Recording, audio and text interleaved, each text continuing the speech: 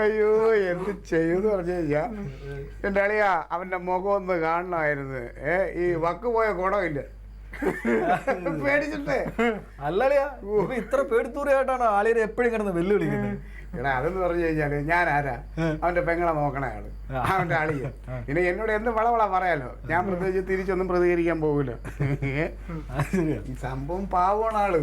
എന്ന് വെച്ച് കഴിഞ്ഞാല് ഇവ എങ്ങനെ ഈ കറണ്ടിലൊക്കെ കയറി ധൈര്യമായിട്ട് ചെയ്യുന്ന ഞാൻ ആലോചിക്കാം. കാരണം പണിയെല്ലാം മറ്റൊന്നായിരിക്കും ഞാൻ അളിയ നൈസ് പണിയാ എനിക്കറിയാം. അല്ലേ ഞാൻ ആലോചിക്കണം ഏതാണ് ഇങ്ങനെ പേടിത്തൂറി ആയിപ്പോയില്ലെന്ന്.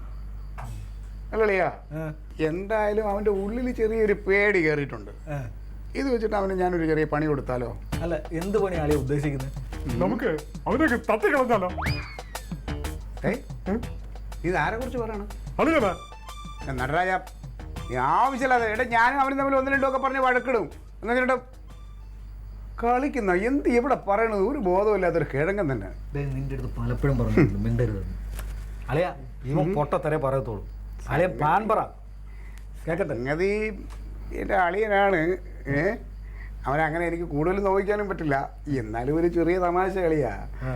ഞാനൊരു ചെറിയ നമ്പർ എൻ്റെ മനസ്സിൽ കണ്ടിട്ടുണ്ട്. ഇച്ചിരി പഴയ നമ്പറാണ്. എന്നാലും ഞാൻ അതിനൊന്ന് പൊടി തട്ടി എടുത്തിട്ട് എൻ്റെ അളിയനിട്ട് ഞാൻ പ്രയോഗിക്കാൻ പോവാ.